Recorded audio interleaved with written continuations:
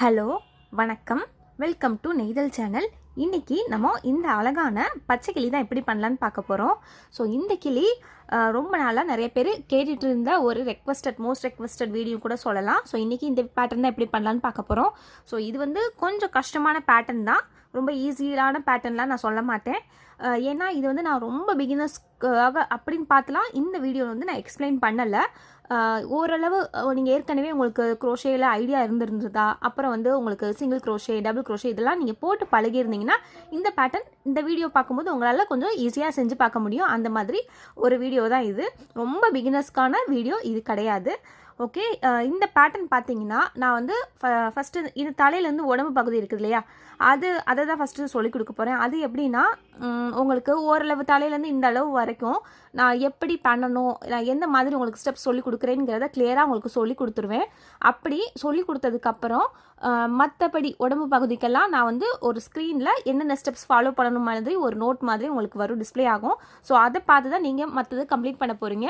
So இந்த தலையிலேருந்து இது வரைக்குமே உங்களுக்கு அந்த ஸ்டெப் எப்படி ஃபாலோ பண்ணணுங்கிற மெத்தடும் சேர்த்து நான் கிளியராக எக்ஸ்பிளைன் பண்ணிடுவேன்.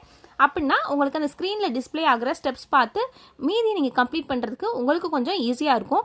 ஒருவேளை உங்களால் அது கஷ்டமாக இருந்துச்சுன்னா, பண்ணுறதுக்கு செய்ய முடியலை அப்படின்னு இருந்துச்சுன்னா நீங்கள் எனக்கு கமெண்ட் பண்ணுங்கள், கண்டிப்பாக ஹெல்ப் பண்ணுறேன். பட் கண்டிப்பாக நம்புங்க, உங்களுக்கு அந்த புரிகிற மாதிரி தான் நான் ஸ்டெப்ஸ் கண்டிப்பாக டிஸ்பிளேயில் நான் போட போகிறேன். ஓகே, இன்றைக்கி இந்த பேட்டர்ன் தான் எப்படி பண்ணலான்னு பார்க்க போகிறோம். இந்த உடம்பு பகுதி மட்டும்தான் அந்த மாதிரி ஸ்டெப்ஸ் நான் போட்டிருக்கேன். மற்றபடி ரெக்கை, மூக்கு, கழுத்து, கண், அப்புறம் அந்த கால் அதெல்லாம் வந்து நான் தனித்தனியாக தான் நான் ஸ்டெப்ஸ் பண்ணியிருக்கேன். ஸோ நீங்கள் அதை பார்க்கும்போது உங்களுக்கு ஈஸியாக இருக்கும். ஓகே, இந்த பேட்டர்ன் இருக்குதுல்லையா, இது வந்து நீங்கள் இப்படியே இந்த பொம்மை மாதிரி கூட வச்சு நீங்கள் குழந்தைங்களுக்கு கொடுத்து விளையாட வைக்கலாம். அல்லது இந்த மாதிரி நான் வந்து இன்றைக்கி வால் ஹேங்கிங் மாதிரி பண்ணலான்னு பிளான் இருக்குது. அதனால் இந்த ஸ்டிக் வச்சுருக்கேன், ஸ்டிக் இப்படி கட்டியிருக்கேன். ஸோ இது எப்படி பண்ணணுங்கிறதும் வீடியோவில் நான் சொல்லியிருக்கேன். இதில் வந்து இதை அட்டாச் பண்ணி நான் தொங்க விடுற மாதிரி எனக்கு ஒரு பிளான். இந்த மாதிரி ஹாலில் தொங்க விட்டு அது பார்க்குறதுக்கு அழகாக இருக்கும் அப்படின்ட்டு. அப்படியே வந்து உங்களுக்கு இந்த மாதிரிலாம் குச்சியெல்லாம் கிடைக்காட்டி நீங்கள் கேஸ்கட் பழசு வீட்டில் இருந்துச்சுன்னா அதில் கூட இந்த கிளி நிற்க வைக்கிற மாதிரி கூட நீங்கள் செஞ்சு நீங்கள் ஹாலில் தொங்க விட்டுக்கலாம். ஸோ அதுவும் பண்ணலாம். அதுக்கப்புறம் பார்த்தீங்கன்னா கால் வந்து நான் ரொம்ப சிம்பிளாக தான் பண்ணியிருக்கேன். நிற்க வைக்கிற மாதிரி நான் பண்ணலை. ஏன்னா என்கிட்ட வந்து அந்த நிற்க வைக்கிறதுக்கான ஒரு கம்பி கரெக்டாக எனக்கு கிடைக்கல. இன்னொன்று வந்து நான் என் பாப்பாவுக்கும் இது கொடுக்கறதுனால கம்பிலாம் பாப்பாக்கிட்ட குத்திரும் இல்லையா, அதனால தான் நான் அந்த மாதிரி கால் வைக்கலை. நீங்கள் கால் வந்து நல்லா நிற்கிற மாதிரியான கிளியாக வைக்கணும் அப்படின்னு நினச்சிங்கன்னா அந்த மாதிரி கம்பி எடுத்துக்கோங்க. கம்பியை கூட அந்த கால் ஷேப்புக்கு வளைச்சி அது மேலே ஜஸ்ட் சும்மா நூல் சுற்றினா கூட போதும். ஸ்டிச்சஸ்லாம் எதுவும் பண்ண தேவையில்லை. அதை வந்து இதோட அட்டாச் பண்ணிக்கோங்க. ஸோ அந்த மாதிரி கூட நீங்கள் பண்ணலாம். ஓகே, வாங்க நம்ம வீடியோ ஸ்டார்ட் பண்ணலாம். புதுசாக நம்ம சேனல் பார்க்குறவங்களா இருந்தீங்கன்னா பேசிக் ஸ்டிச்சஸ்லாம் எப்படி போடுங்கிற லிங்க் வந்து உங்கள் டிஸ்கிரிப்ஷனில் கொடுத்துருக்குறேன், நீங்கள் பார்த்து தெரிஞ்சுக்கோங்க. அதுக்கப்புறம் இது போட இன்னும் நிறையா பொம்மைகள் ஆல்ரெடி நம்ம சேனலில் இருக்குது. அதெல்லாம் ரொம்ப பிகினர்ஸ் ஃப்ரெண்ட்லி, ரொம்ப பிகினர்ஸாக இருக்கிறவங்க கூட செஞ்சு பார்க்குற மாதிரி அந்த வீடியோஸ்லாம் இருக்கும். அதோட லிங்க்கும் நான் டிஸ்கிரிப்ஷனில் கொடுக்குறேன், பார்த்து தெரிஞ்சுக்கோங்க. பேட்டர்ன் பண்ணுறதுக்கு நார்மலாக எல்லா ஃபேன்சி ஸ்டோர்லையும் ஈஸியாக கிடைக்கக்கூடிய எந்த யான் யூஸ் பண்ணியும் நீங்கள் செஞ்சு பார்க்க முடியும். நான் இன்னைக்கு இந்த மாதிரி அக்ரிலிக் யான் தான் யூஸ் பண்ண போகிறேன். அதுக்கப்புறம் ஹூக் சைஸ் பார்த்தீங்கன்னா உங்ககிட்ட எந்த சின்ன சைஸ் ஹூக் இருந்தாலும் பரவாயில்ல, நீங்கள் செஞ்சு பார்த்துட முடியும். நான் இன்னைக்கு 3mm ஹூக் சைஸ் தான் நான் ஃபாலோ பண்ண போகிறேன். அதுவும் பார்த்தீங்கன்னா முக்கியமாக இந்த பேட்டர்ன் பண்ணுறதுக்கு நீங்கள் 3.5mm இருக்கிற எந்த ஹூக் சைஸ்னாலும் ஃபாலோ பண்ணலாம். கொஞ்சம் பெரிய ஹூக் சைஸ்லாம் ஃபாலோ பண்ணாதீங்க. ஏன்னா பெரிய ஹூக் சைஸ்லாம் நீங்கள் ஃபாலோ பண்ணும்போது இதுக்குள்ளே நம்ம பார்க்குறதுக்கு பார்க்கலாம் நல்லா நெருக்கமாக இருக்கிறதுனால உள்ள பஞ்செல்லாம் நமக்கு வெளியே தெரியல. பெரிய ஹூக் சைஸ் ஃபாலோ பண்ணிங்கன்னா கண்டிப்பாக பஞ்செல்லாம் வெளியே தெரியும். அதனால முடிஞ்ச அளவுக்கு சின்ன ஹூக் சைஸாக ஃபாலோ பண்ணுங்கள். அதுக்கப்புறம் கண்டிப்பாக இந்த பேட்டர்ன் பண்ணுறதுக்கு உங்களுக்கு நிச்சயமாக ஸ்டிச் மார்க்கர் கண்டிப்பாக வேணும். ஏன்னா ஸ்டிச் மார்க்கர் இருந்தால் மட்டும்தான் உங்களால் ப்ராப்பராக இது கம்ப்ளீட் பண்ண முடியும். ஏன்னா ஒரு ஸ்டெப்பும் அந்த மாதிரி இப்போ நம்ம வந்து ஒரு 5 ஸ்டெப்ஸ் நான் முடிச்சுட்டு நமக்கு வேறு ஏதோ வேலை இருக்குன்னு நீங்கள் போயிட்டீங்கன்னா அப்புறம் எங்கேருந்து ஆரம்பிக்கணும், எந்த ஸ்டெப் முடியுது, எந்த ரோ முடியுது அப்படிங்கிற கன்ஃபியூஷன் நமக்கு இருக்கும். அதனால ஸ்டிச் மார்க்கர் கண்டிப்பாக மார்க் பண்ணுங்கள். பக்கத்துலேயே ஒரு நோட் பேடில் ஒரு நோட் எடுத்து வச்சுக்கோங்க, எதோட முடிச்சிருக்கீங்கிறத எழுதி வச்சுக்கோங்க, இல்லாட்டி மறந்துடும். ஏன்னா நான் வந்து அந்த மாதிரிலாம் பண்ணியிருக்கேன் ஃபஸ்ட்டெல்லாம் பொம்மையெல்லாம் செய்யும் போது, அதனால சொல்கிறேன். ஸோ மறக்காமல் நோட்டுக்கு பக்கத்தில் எடுத்து வச்சுக்கோங்க. ஃபஸ்ட்டு இந்த மாதிரி நம்ம ஒரு ஸ்லிப் நாட் போட்டுக்கணும். ஸ்லிப் நாட் போட்டாச்சு. அடுத்து நம்ம ஒரு 3 செயின்ஸ் போட போகிறோம்.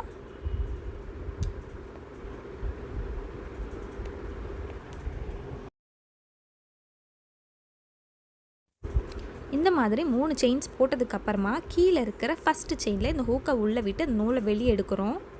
வெளியே எடுத்து அந்த நூலை அப்படியே இந்த லூப் வழியாக வெளியே எடுக்கிறோம். இது பண்ணும்போது பார்த்திங்கன்னா நம்ம அந்த 3 செயின் அப்படியே ரவுண்ட் பண்ண மாதிரி இருக்கும். ஸோ நமக்கு மிடில் இருக்கிற ஹோல் தான் வேணும். நல்லா கவனிச்சுக்கோங்க. நம்ம அந்த ஹூக்கு உள்ளே வரோம் இல்லையா, அந்த செயின் கூட ஒரு ஹோல் மாதிரி தெரியும். ஸோ அதை வந்து ஹோல் நினச்சிடாதீங்க. அதை 3 செயினை ரவுண்டாக மாற்றணும்னா ஒரு மிடில் வரும் இல்லையா, அதில் தான் நம்ம ஒர்க் பண்ணணும். இப்போ ஒரு செயின் போட்டுக்கலாம். ஒரு செயின் போட்டு நான் சொன்ன அந்த மிடில் ஹோலில் நான் இப்போது இந்த ஹூக்கை உள்ளே விட்டு ஒரு சிங்கிள் க்ரோஷே நான் பண்ணுறேன். ஸோ இந்த மாதிரி ஃபஸ்ட்டு சிங்கிள் க்ரோஷே இப்போ நான் போட்டு முடிச்சாச்சு. இப்போ இது போட்ட உடனே நம்ம இந்த இடத்துல மறக்காமல் ஸ்டிச் மார்க்கர் மார்க் பண்ணிடணும். இப்போ ஸ்டிச் மார்க்கர் நான் மார்க் பண்ணிட்டேன்.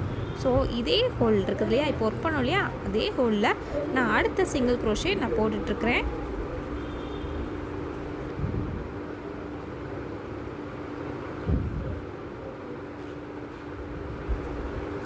ஸோ இப்படி இந்த நடுவில் இருக்கிற ஹோல்லையே மொத்தமாக நம்ம 6 சிங்கிள் க்ரோஷே நம்ம போடணும்.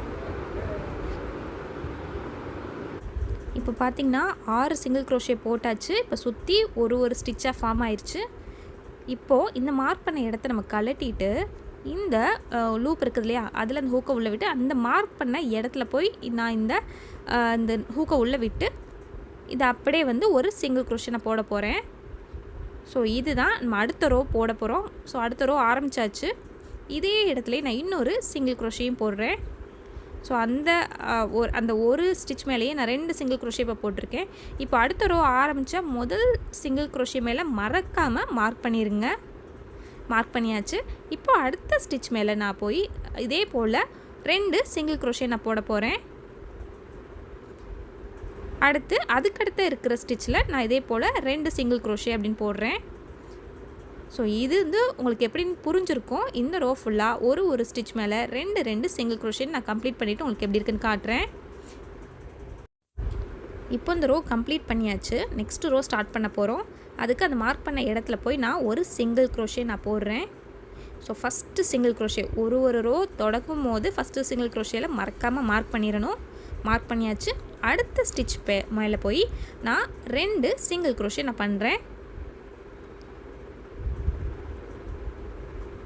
அதுக்கடுத்து இருக்க ஸ்டிச்சில் நான் ஒரு சிங்கிள் க்ரோஷே பண்ணுறேன். அடுத்து 2 சிங்கிள் க்ரோஷே. ஸோ உங்களுக்கு ஒரு ஐடியா கிடச்சிருக்கும். இந்த ரோ எப்படின்னா ஒரு சிங்கிள் க்ரோஷே, அடுத்த ஸ்டிச்சில் 2 சிங்கிள் க்ரோஷே, 1 2 1 2 அப்படின்னு நான் இந்த ரோ நான் கம்ப்ளீட் பண்ண போகிறேன். இப்போ இந்த ரோவும் கம்ப்ளீட்டாக முடிச்சாச்சு. நெக்ஸ்ட் ரோ ஆரம்பிக்கிறதுக்கு இந்த ஸ்டிச் மார்க்கரை கழட்டிட்டு அது மேலே போய் நம்ம ஒரு சிங்கிள் க்ரோஷே போட்டுடலாம். ஸோ அடுத்த ரோ ஆரம்பித்த உடனேயே இந்த மாதிரி மார்க் பண்ணிடலாம்.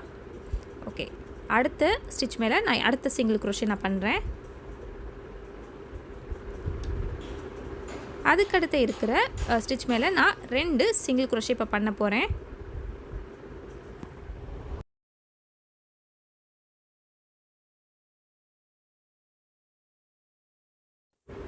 ஸோ இந்த ரோ ஃபுல்லாக நம்ம எப்படி பண்ணுவோம்னா ஒரு சிங்கிள் க்ரோஷே போடுவோம், அடுத்ததுலேயும் ஒரு சிங்கிள் க்ரோஷே போடுவோம், அதுக்கடுத்தில் பார்த்திங்கன்னா நம்ம 2 சிங்கிள் க்ரோஷே போடுவோம். அதாவது 1 1 2 1 1 2 அப்படின்னு இந்த ரோ ஃபுல்லாக நம்ம கம்ப்ளீட் பண்ணலாம். இப்போ இந்த ரோவும் முடிஞ்சிருச்சு. மார்க்கர் கழட்டிட்டு அந்த இடத்துல போய் நான் ஒரு சிங்கிள் க்ரோஷே போட போகிறேன். சிங்கிள் க்ரோஷே போட்ட உடனேயே அந்த மார்க்கர் வச்சு மார்க் பண்ணிடலாம். அடுத்த ஸ்டிச்சில் போய் நான் ஒரு சிங்கிள் க்ரோஷே நான் பண்ணுறேன். அதுக்கடுத்த ஸ்டிச்சில் ஒரு சிங்கிள் க்ரோஷே, அடுத்த ஸ்டிச்சில் 2 சிங்கிள் க்ரோஷே நான் போட போகிறேன். ஸோ இந்த ரோ நான் எப்படி போட போகிறேன்னு உங்களுக்கு ஐடியா கிடச்சிருக்கும். 1 1 1 2 அப்படின்ட்டு இந்த ரோ நான் போட போகிறேன். ஸோ இந்த ரோவும் நான் கம்ப்ளீட் பண்ணிவிட்டு உங்களுக்கு எப்படி இருக்குன்னு காட்டுறேன்.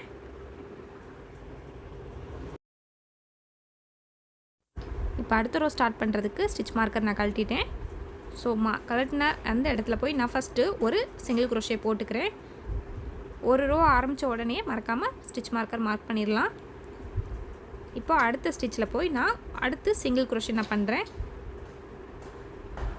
அதுக்கடுத்த ஸ்டிச்சில் அடுத்த சிங்கிள் க்ரோஷே, அதுக்கடுத்த ஸ்டிச்சில் அடுத்து ஒரு சிங்கிள் க்ரோஷே. ஸோ இந்த ரோ நம்ம எப்படி போட போகிறோன்னா ஒரு ஸ்டிச் மேலேயும் ஒரு சிங்கிள் க்ரோஷேன்னு இப்போ நான் போட போகிறேன். ஸோ இந்த மாதிரி நான் எத்தனை ரோ போடணும் பார்த்திங்கன்னா மொத்தமாக 8 ரோ போடணும். அதாவது சிங்கிள் crochet மட்டும்தான் போடணும். இப்போ போட்டுட்ருக்கிறது முதல் ரோ. ஸோ இந்த மாதிரி நான் 8 ரோ அடுத்தடுத்து சிங்கிள் crochet மட்டும் கம்ப்ளீட் பண்ணிவிட்டு உங்கள்கிட்ட காட்டுறேன். அட் த சேம் டைம் பார்த்திங்கன்னா மறக்காமல் ஸ்டிச் மார்க்கர் மார்க் பண்ணி வச்சுருங்க. அப்போ தான் உங்களுக்கு கன்ஃபியூஸ் ஆகாது. இல்லாட்டி எத்தனை ரோ போடுறோம் அப்படிங்கிறத நம்ம மறந்துடுவோம். ஸோ இதை நான் கம்ப்ளீட் பண்ணிவிட்டு உங்களுக்கு காட்டுறேன். இந்த மாதிரி கொஞ்சம் போட்டுட்டு இருக்கும்போதே பார்த்திங்கன்னா நம்ம வந்து இப்படி திருப்பிடுங்க.